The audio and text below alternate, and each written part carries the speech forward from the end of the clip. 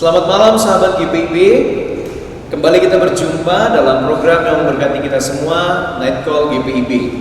Sebelum kita beristirahat dan melanjutkan aktivitas kita pada malam hari ini, kita akan terlebih dahulu merenungkan bersama firman Tuhan. Saya Pendeta Boido Rajif Hutagalung dari GPIB Jemaat Margomulyo, Yogyakarta, sebagai pendeta jemaat akan berbagi firman Tuhan pada malam hari ini. Sebelum kita bersama-sama membaca merenungkan firman Tuhan, saya mengajak kita bersama untuk berdoa dengan nyanyian.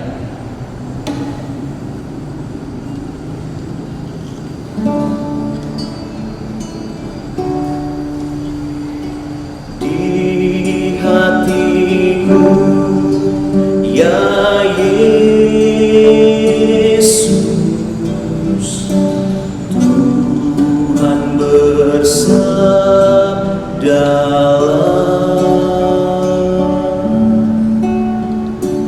agar tenang hatiku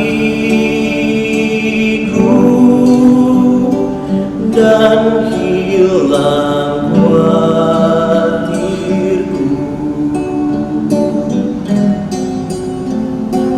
Di hatiku, ya di hatiku,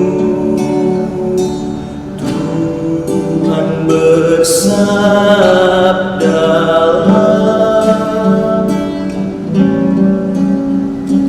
ku berserah, pasrah penuh, bersabdalah ya Tuhan. Amin.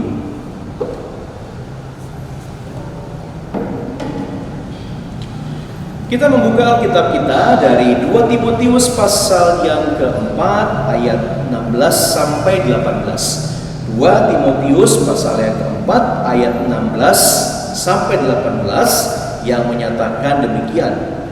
Pada waktu pembelaanku yang pertama tidak seorang pun yang membantu aku, semuanya meninggalkan aku. Kiranya hal itu jangan ditanggungkan atas mereka. Tetapi Tuhan telah mendampingi aku dan menguatkan aku, supaya dengan perantaraanku Injil diberitakan dengan sepenuhnya dan semua orang bukan Yahudi mendengarkannya. Dengan demikian aku lepas dari mulut singa. Dan Tuhan akan melepaskan aku dari setiap usaha yang jahat. Dia akan menyelamatkan aku sehingga aku masuk ke dalam kerajaan-Nya di sorga. Baginya lah kemuliaan selama-lamanya. Amin. Bapak Ibu Saudara yang dikasihi oleh Tuhan, demikianlah pembacaan Alkitab. Dalam bacaan hari ini Bapak Ibu Saudara, sahabat GPIB, ada ungkapan yang sangat personal, yang sangat pribadi yang diungkapkan oleh Rasul Paulus dalam tulisannya kepada rekan sekerjanya yang usianya masih muda, yaitu Timotius. Dia menganggap Timotius sebagaikan anaknya sendiri. Dan untuk menguatkan, menyemangati Timotius, dia mengirimkan surat. Tapi juga di dalam surat itu dia menyampaikan isi hatinya. Bacaan kita pada malam hari ini mengungkapkan isi hati dari Rasul Paulus. Dan yang istimewa Bapak Ibu Saudara, curhatan Paulus dalam surat ini istimewa sebab karena Paulus menulisnya dalam situasi dia sedang ada di penjara. Dan dia punya feeling bahwa tidak lama lagi ajalnya mendekat. Karena itu curhatan ini menjadi sangat personal, sebagaimana cerita atau ungkapan hati orang yang menjelang ajalnya. Bapak Ibu Saudara, kalau kita melihat sedikit di atas dari ayat yang kita baca pada hari ini, di ayat 14 sampai ayat 15, di situ Paulus curhat tentang ada seorang yang bernama Alexander yang terus-menerus berbuat kejahatan kepadanya dan selalu menentang pengajaran-pengajaran yang dia berikan. Dia menyampaikan curhatan hatinya itu. Dia ceritakan kepada Timotius.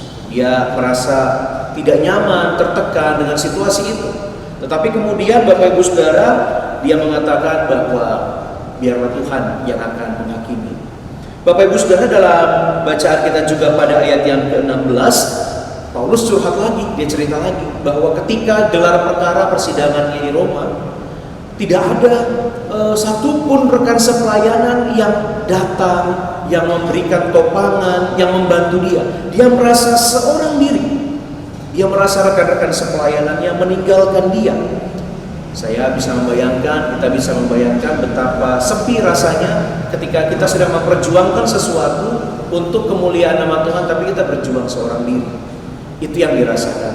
Tapi begitupun Paulus tetap berkata di dalam bacaan kita pada ayat yang ke-16, kiranya hal itu jangan ditanggungkan atas mereka. Dia berpikiran positif, dia tidak ingin membalas hal itu. Lalu kemudian Bapak Ibu Saudara, sahabat GPIB, perhatikan di ayat yang ke-18, di ayat yang ke-17 maksud saya. Biasanya dalam kondisi kelemahan, dalam kondisi pergumulan, kita butuh dikuatkan oleh orang lain.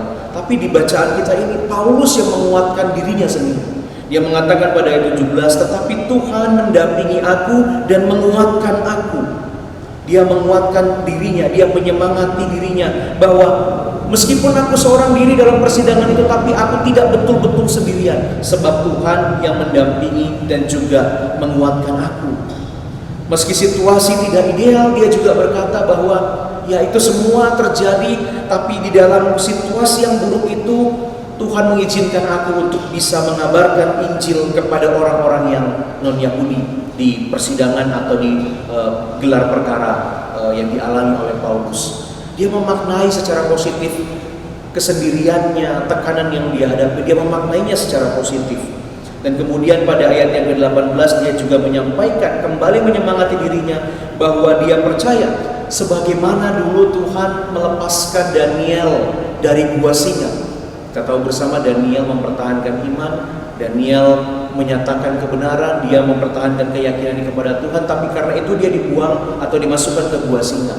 Namun Tuhan menolong dia sehingga kemudian dia dikeluarkan dari gua singa dalam keadaan baik-baik saja. Dia juga berkata bahwa Tuhan akan melepaskan aku dari mulut singa.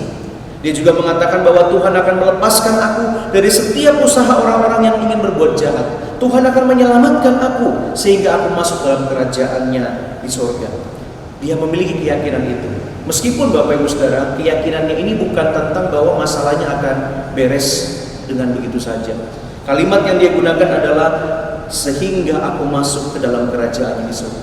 Kalaupun masalahnya tidak selesai di dunia, tapi dia percaya bahwa Tuhan tetap akan menolongnya dan dia akan masuk ke dalam kerajaan surga. Ini sebuah statement seseorang yang siap untuk menghadapi ajalnya.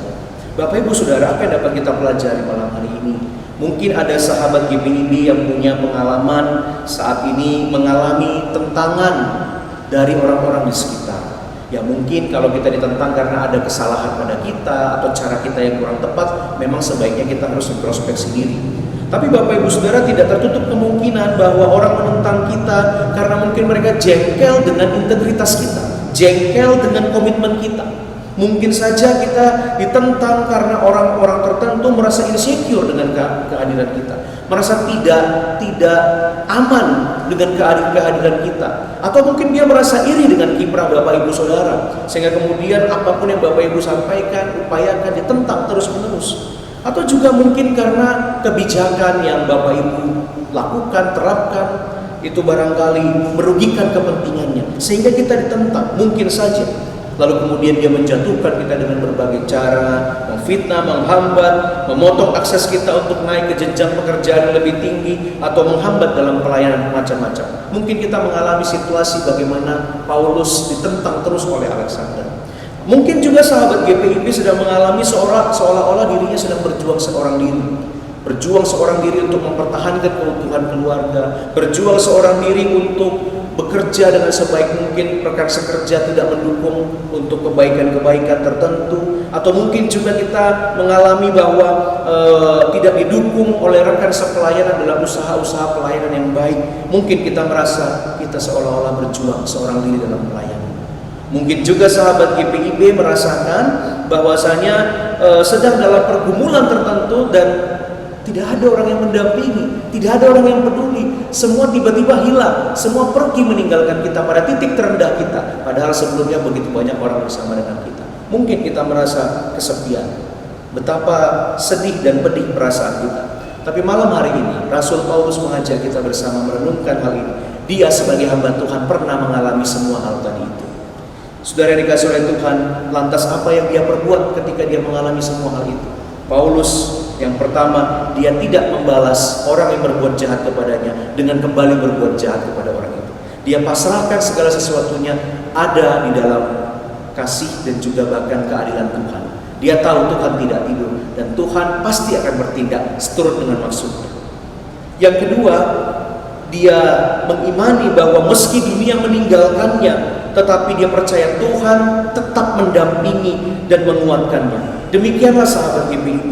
Kalau kita saat ini merasa kita seorang diri, teguhkanlah pengharapan dalam iman kita bahwa kita sebenarnya tidak pernah benar-benar sendiri. Ada Tuhan yang bersama dengan Bapak Ibu Saudara mendampingi di dalam setiap pergumulan kita.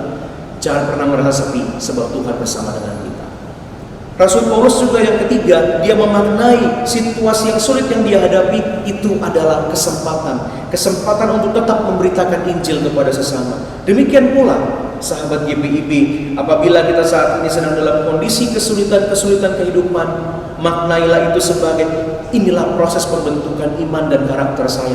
Inilah kesempatan saya untuk dapat menjadikan ini sebagai kesaksian iman, kesaksian pelayanan bagi sesama. Maknai dengan positif segala situasi-situasi yang berat dalam kehidupan kita.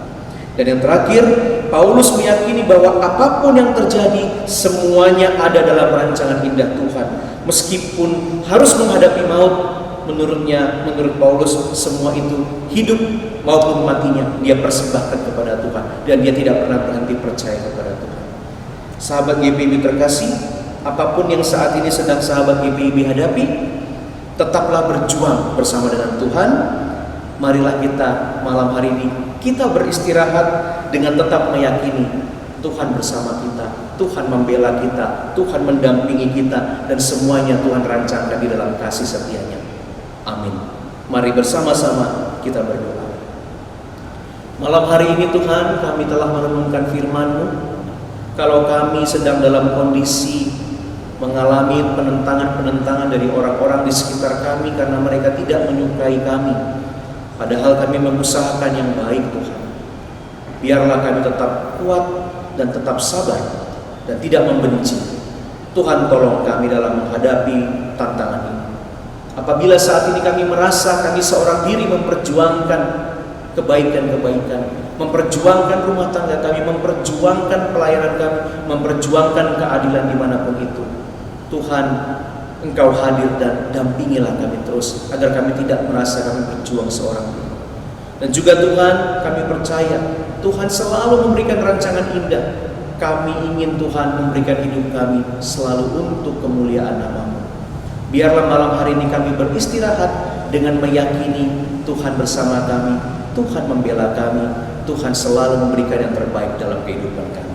Karena itu Tuhan, malam ini kami akan beristirahat, kami akan tidur dengan nyenyak dan menyambut esok hari dengan sukacita untuk terus melayani Tuhan, berjuang terus bersama dengan Tuhan. Di dalam nama Tuhan kami Yesus Kristus Maha Baik, kami teguh berjuang menghadapi tantangan hidup ini. Amin. Demikian firman Tuhan pada malam hari ini, sahabat GPIB. Sampai berjumpa di lain kesempatan. Tetap sehat dan selalu semangat bersukacita di dalam Tuhan. Shalom.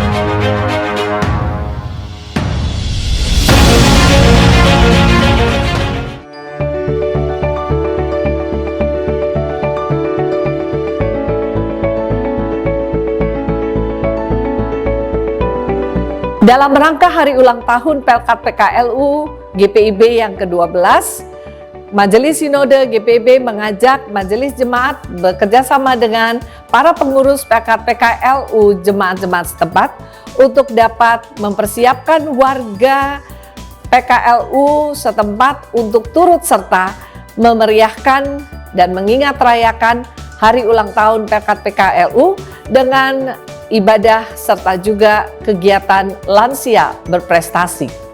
Atas nama Dewan PKLU GPIB, kami mengajak kepada semua pengurus PKLU dimanapun berada, dengan semua anggota PKLU GPB, mohon untuk dapat mengikuti program Dewan PKLU Lansia Berprestasi. Terima kasih. Mari kita sama-sama sukseskan kegiatan Lansia Berprestasi ini. Tuhan Yesus memberkati.